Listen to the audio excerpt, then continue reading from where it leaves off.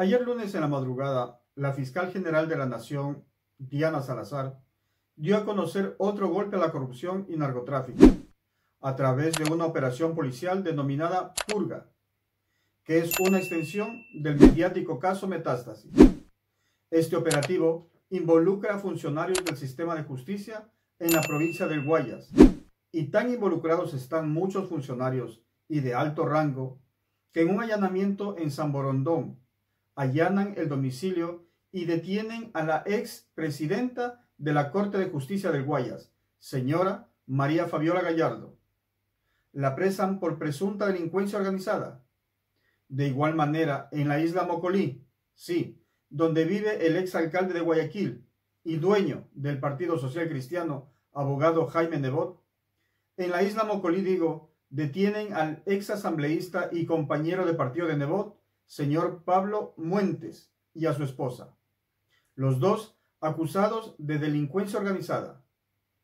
En estos operativos también cae un juez del Guayas, Johan Gustavo M., los jueces Guillermo B., Fausto A. y Saúl M.Z., etcétera, etcétera, etcétera, y vergonzantemente otro etcétera. En total son 11 detenidos. También se allanó la pasada madrugada la vivienda y el despacho del actual presidente de la Corte de Justicia del Guayas. Y en principio, pues no me queda más que felicitar la valiosa operación de policía y fiscalía por estas detenciones e investigaciones. Pero es que el problema no radica ahí. En el país es que aquí están los jueces y exasambleístas y demás personas corruptas que por una u otra razón no son afines a intereses y objetivos de la fiscal.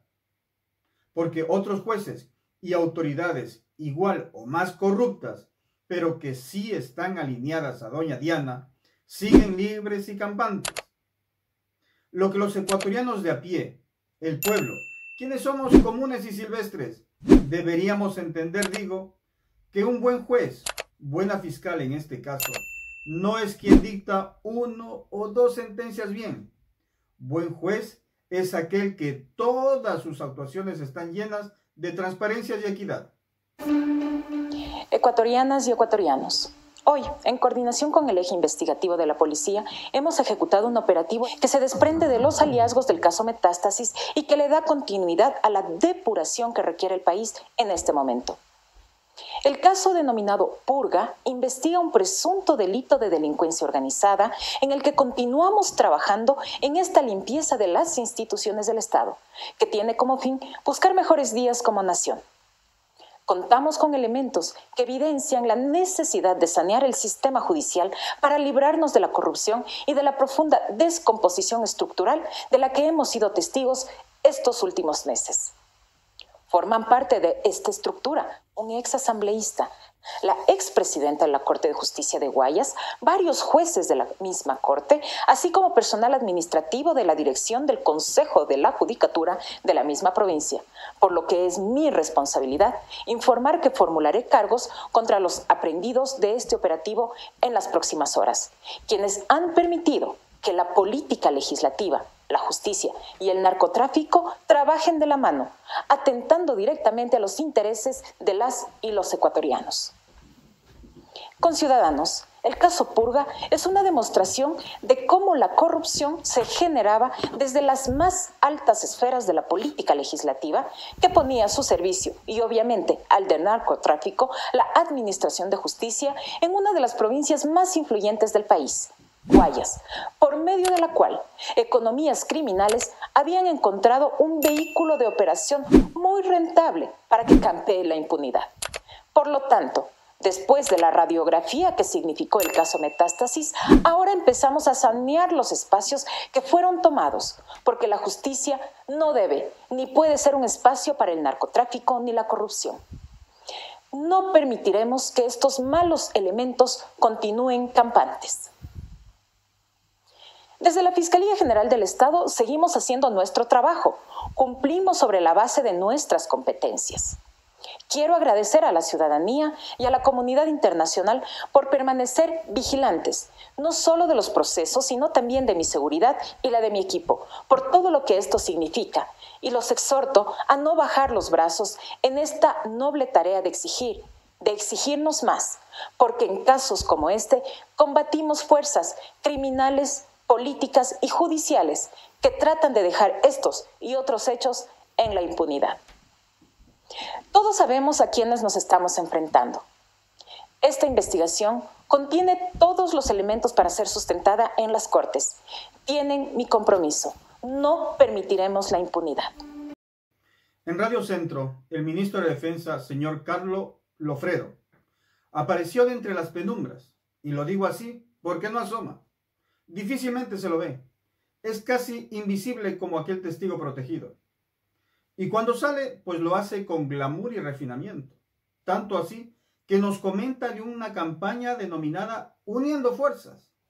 Es decir, el ministro de Defensa no nos habla de un contundente, irrebatible, tajante plan antidelincuencial. No, más glamuroso y romántico suena hablar de la campaña solidaria y humanista Uniendo Fuerzas, que según el ministro nace de la necesidad que ahora mismo tiene la población del acompañamiento de las Fuerzas Armadas por haber sido vulneradas sus necesidades por el terrorismo y el narcotráfico.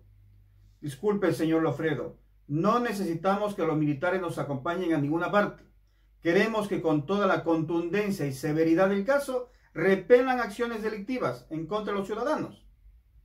De verdad, muchos funcionarios de este gobierno y de los dos anteriores no salen de su burbuja de confort y no entienden o se hacen los pendejos ante los estructurales problemas que ahora mismo tienen los ecuatorianos.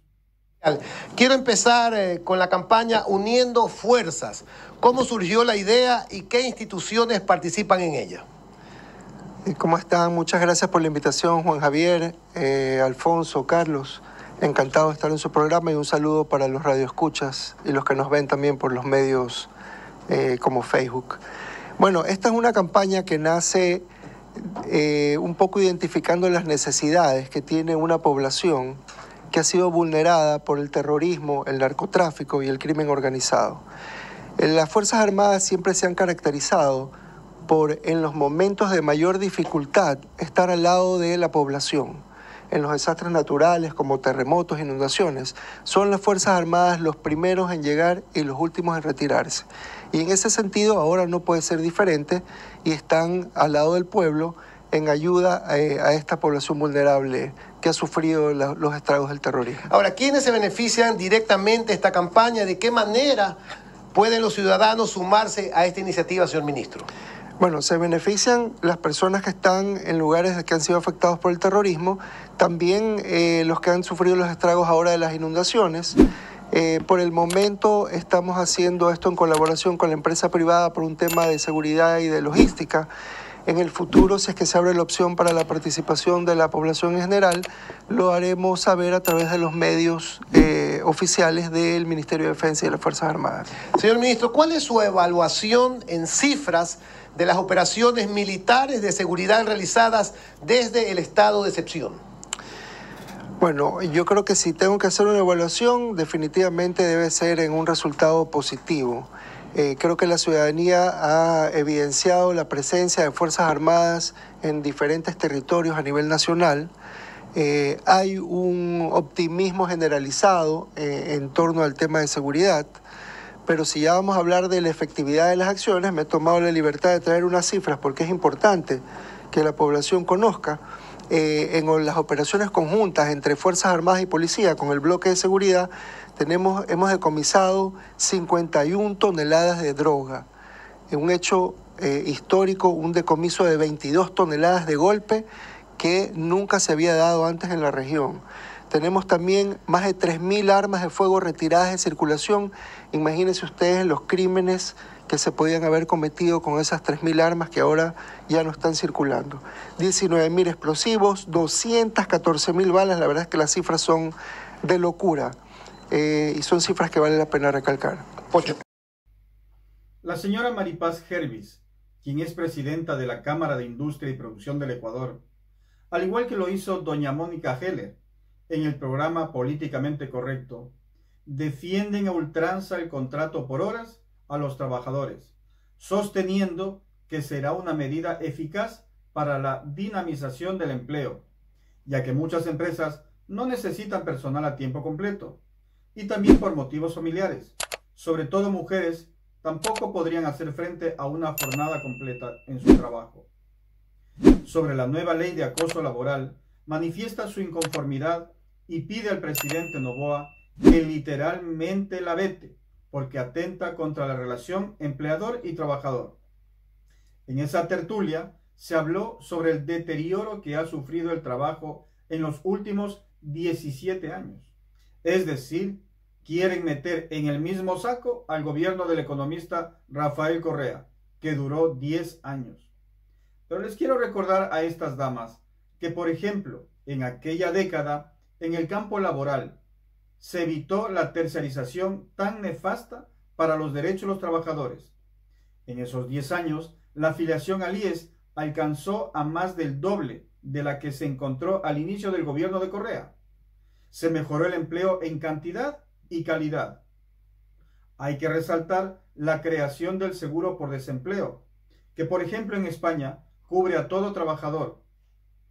Se equiparó el salario básico a las empleadas domésticas, que antes era de $168 frente a los 80 de las trabajadoras del hogar.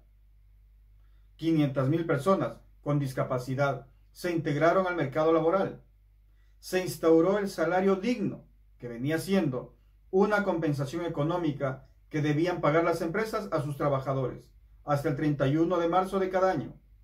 Todas aquellas empresas que hayan tenido utilidades no podían repartirlas hasta que todos sus empleados de esa empresa alcanzaran el salario digno. Es decir, les hago una puntual sugerencia a todas y todos estos opinólogos y periodistas pauteros. Antes de opinar y hacer análisis que inducen al error, primero investiguen bien antes de hablar incongruencias y eviten por favor hacer el ridículo. Peor por ustedes. Bueno, nosotros desde el sector productivo no entendemos el espíritu de la Asamblea y qué esperamos del gobierno nacional, el veto absoluto de esta normativa que no tiene ni pies ni cabeza y que no es coherente precisamente con este inmenso paso positivo que ha dado el gobierno nacional de plantear en la consulta popular romper tabús como es el trabajo por hora, hablar sobre el contrato a plazo fijo. Y aquí yo quiero, si me permite, referirme un poco a lo que Wendy mencionaba, porque yo rescato mucho, me has hecho reflexionar mucho en términos de la cultura. Si bien es cierto que las leyes no determinan la realidad y esa es una de las perversidades. Creemos que creamos una ley y el mundo ese día cambia. No es así, pero ciertamente recoge y conduce en los valores culturales de una sociedad. Y cuando yo me planteo por qué no somos tan emprendedores, es porque es muy cómodo y muy fácil el pertenecer a un régimen laboral que defiende el privilegio de unos pocos versus la inmensa mayoría de los ecuatorianos y ecuatorianas. Y yo creo que no podemos plantear un desarrollo democrático si pensamos en beneficios de pocos. Y aquí quiero referirme a unos datos. ¿Por qué digo esto? 2 de cada 3 ecuatorianos no tienen empleo o tienen un empleo no adecuado. Estamos enfrentando la tasa más alta de informalidad de la historia del Ecuador. A diciembre de 2023, 55,7% de quienes trabajan en la informalidad. ¿Y qué quiere decir esto? Cuando hablamos de informalidad, y es de eso lo que le debería ocupar a la Asamblea, pues, y no salir con un discurso tampoco grandilocuente, sancionamos la informalidad. Bueno, pero ¿qué medidas y qué leyes están incorporando para poner límite? Como decías, por ejemplo, al contrabando.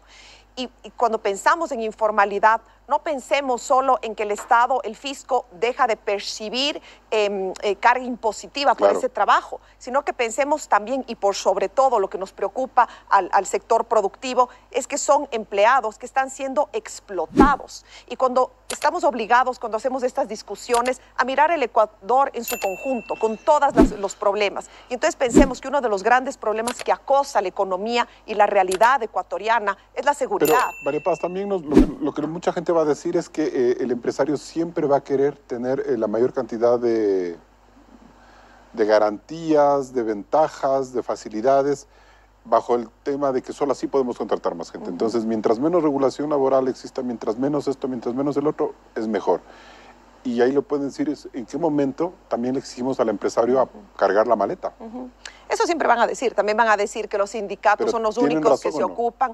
Yo no estoy de acuerdo y les digo por qué. Porque nosotros estamos tan comprometidos con proteger a los empleadores y el no acoso laboral, que nosotros nunca en la vida han escuchado de un gremio empresarial o que salgamos y digamos estamos en contra de la OIT, jamás. ¿Por qué no leemos lo que establece la OIT frente al acoso laboral? ¿Y por qué no vemos que, por ejemplo, las empresas a las que yo tengo el honor de representar, promovemos varias iniciativas, por mencionarles algunas, el sello Empresa Segura, que implica incorporar una serie de buenas prácticas para reducir la posibilidad de que exista acoso de tipo sexual y violencia dentro de las empresas? ¿Qué hemos hecho? Hemos trabajado con estándares internacionales motivando a las empresas a que voluntariamente participen. Entonces, si fuera verdad, pero lo que no creo es que podemos tapar el sol con un dedo. Claro. Y frente al trabajo informal, que es lo que domina, ventana por donde penetra el crimen organizado en este país, por donde penetra la trata de personas, la explotación infantil, y frente a esa realidad perversa,